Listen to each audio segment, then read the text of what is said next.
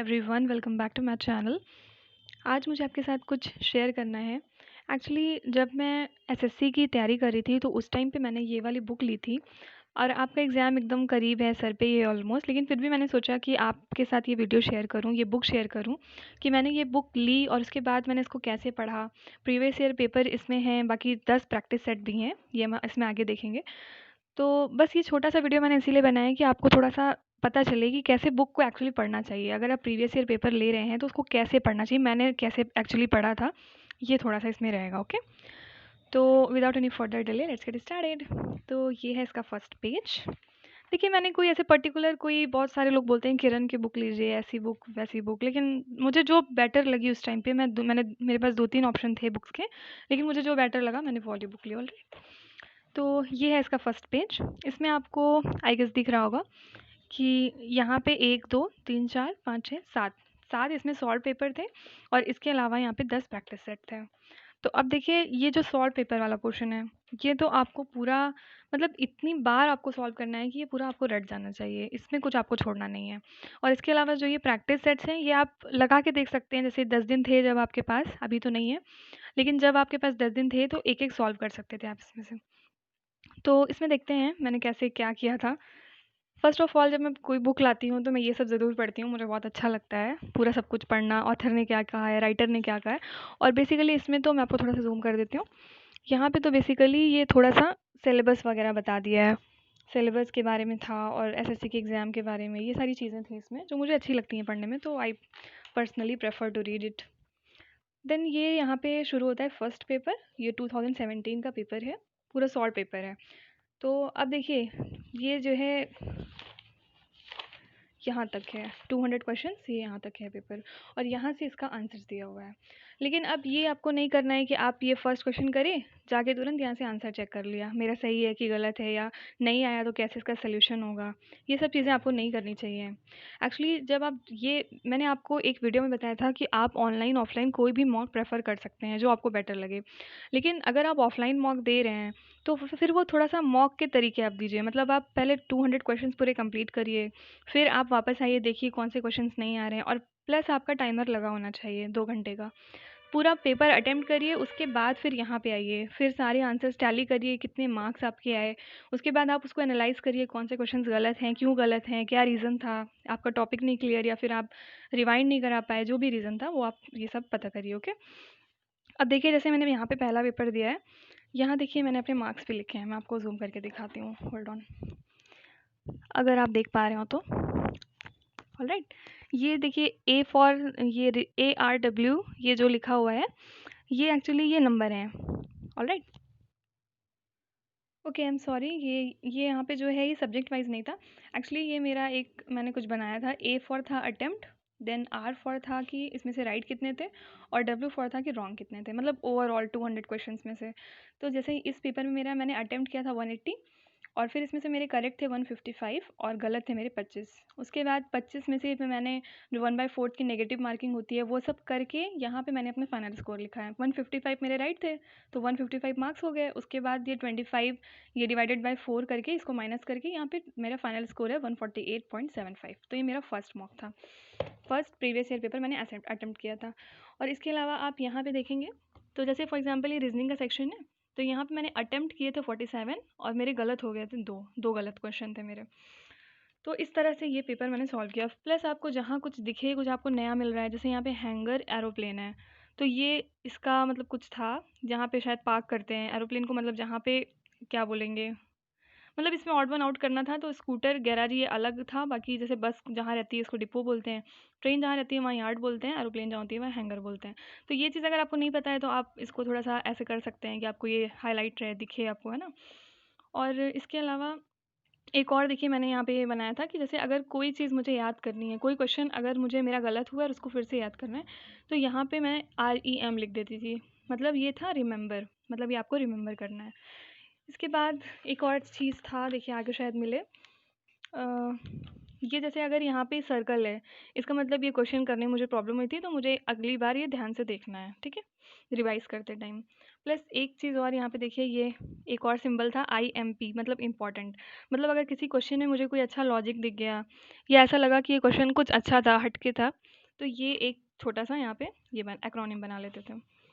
तो ये सारी चीज़ें आपको हेल्प करेंगी। आप डायरेक्टली से प्रीवियस ईयर क्वेश्चन पेपर और आंसर मत देखिए। ये सब चीज़ें आपको लॉन्ग टर्म में बहुत फ़ायदा करने वाली हैं। इसका मतलब भी था कि ये इंपॉर्टेंट है, अगर कभी रिवाइज़ कर रहे हैं तो ये क्वेश्चन अच्छे से देखना है, ये भी क्वेश्चन अच्छे से देखना है। ये सारी चीज़ें हो गई रीज़निंग की। Coming to general awareness part, अब इसमें देखिए, यहाँ पे मैंने अटेम्प्ट किया था 36, गलत थे 6, यानी कि 30 ही सही थे। लेकिन जो भी आपका स्कोर है, स्कोर कार्ड है, वो आप लिखिए ज़रूर, ज़रूर से आपको वो नोट करना है। ऑलराइट, अब इसमें भी देखिए, जैसे ये क्वेश्चन है, which type of institution is the finance commission. अब ये आंसर तो है इसका बस एक लाइन का, कॉन्स्टिट्यूशनल इंस्टीट्यूशन। लेकिन यहाँ पे देखिए क्या लिखा हुआ है, इन 1951 article 280। I am sorry for the writing, आपको शायद ये समझ नहीं आएगा। मैंने सिर्फ ये अपनी कन्वीनियंस के लिए लिखा था कि मुझे बस ये पढ़ने में आना चाहिए।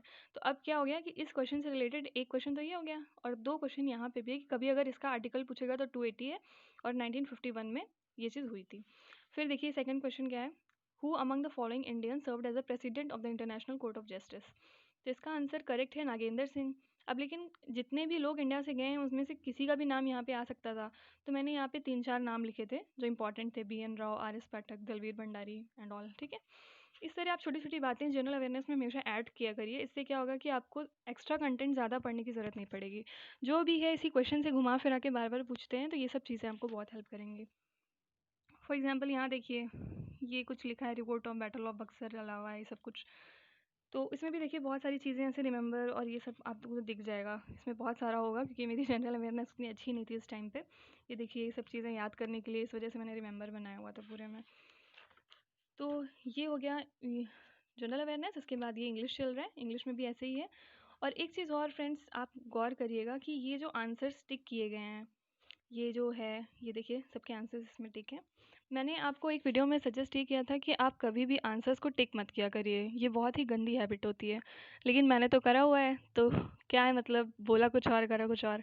लेकिन एक्चुअली देखिए इसके पीछे रीज़न ये है कि ये मैंने लास्ट टाइम पे किया था। मतलब मैंने ये बुक एटलीस्ट 5-6 बार तो पढ़ी ही है, 5-6 बार पूरा रिवाइज़ किया है सारे पेपर इसके। तो पहले 5 टाइम में मैंने इसको बिल्कुल नहीं क्लिक किया था। मतलब जैसे ये क्वेश्चन अगर मैं कर रही हूँ तो मुझे पीछे जाके इसका आंसर टैली करना पड़ता था, देखना पड़ता था। ये क्वेश्चन है तो इसको पीछे आंसर मैच कराना पड़ता था। लेकिन जब लास्ट टाइम ये हुआ कि अब 2 दिन बाद पेपर है, इसको मैं लास्ट टाइम रिवाइज़ कर रही हूँ, तब मैंने ये टिक करना शुरू कर दिया था, क्योंकि फिर पता था कि इस बुक का कोई यूज़ नहीं है, तो ये टिक करना स्टार्ट कर दिया था उसके बाद। बाकी आप ऐसे कभी मत करिएगा, आपको जब लास्ट टाइम करना हो तभी आप टिक करिएगा, वरना इससे क्या होगा, आपकी परफॉर्मेंस ख़राब होती है। आपको आंसर्स पहले ही दिख जाएंगे तो आप आंसर हम क्या मतलब सही क्या बताएंगे फिर उसको। तो ये हो गया पहला पेपर, इतना बड़ा है। ओके, अब इसके बाद देखिए ये आंसर्स थे इसी वाले पेपर के। इसमें भी देखिए मैंने काफ़ी कुछ अंडरलाइन किया हुआ है जो मुझे इंपॉर्टेंट लगता है, तो जीएस में स्पेशली ये सब कुछ अंडरलाइन किया हुआ है। जो ज़्यादा इंपॉर्टेंट था वो उधर लिख लिया, बाकी ये सब अंडरलाइन किया था कि कभी अगर पढ़ा तो फिर पढ़ना पड़ेगा, इसको याद करना पड़ेगा। ये हो गया first paper. Coming to second paper, देखिए इसमें फिर से यहाँ मेरा स्कोर लिखा हुआ है। इसमें मैंने अटेम्प्ट किया था टोटल 165, और इसमें मेरे करेक्ट थे 140 और गलत थे 25। तो मेरा ओवरऑल स्कोर स्कोर बन गया था 133.75। आप देख रहे हैं कितना ड्रास्टिक गिरा था मेरा नंबर। मतलब पिछली बार अच्छे खासे नंबर थे, 148 समथिंग था, इस बार 133.75, मतलब कम हो गया। तो पता नहीं अब ये पेपर टफ था या फिर मुझे ही नहीं आ रहा था, अब जो भी बात थी उस टाइम पे। अब जैसे जैसे मैंने रीजनिंग में अटेम्प्ट किया था 48, और मेरे गलत थे 3, यानी मेरे 45 फिर भी सही थे। तो मैं जो आपको बोलती हूँ कि रीजनिंग पे आप फोकस करिए, आप 45 प्लस उसमें ला सकते हैं। आप ये खुद ये सब देख रहे होंगे, मैंने ऐसे ही नहीं बोला है, ये सब कुछ ये सब मैंने अपने ऊपर ट्राई किया है, उसके बाद ही मैंने आपको बोला है। ये सारा कुछ भी सेम वही पैटर्न है, आप देख सकते हैं। इसमें भी यही टिक, रिमेंबर, आंसर, ये सब कुछ है। फिर इसमें जनरल अवेयरनेस में देखिए मैंने अटेम्प्ट किया था 25, और इस बार तो और ही घटिया परफॉर्मेंस थी, 7 गलत हो गए थे, बाकी सही थे। मतलब 18 ही सही थे 50 में से। So bad. लेकिन ठीक है, धीरे धीरे इम्प्रूव होता है। ओवरऑल तो मेरा सिलेक्शन हो ही गया था। तो ये सब चीज़ें मैटर नहीं करती, ये सब चीज़ें आपको हेल्प ही करेंगी आपका जो रियल परफॉर्मेंस है उसको बूस्ट करने में। ये सब देखिए, ये वेरी इंपॉर्टेंट, ये क्या क्वेश्चन था जो वेरी इंपॉर्टेंट मैंने लिखा था। फिर इसका देखिए यहाँ पे मैंने फुल फॉर्म लिखा हुआ है।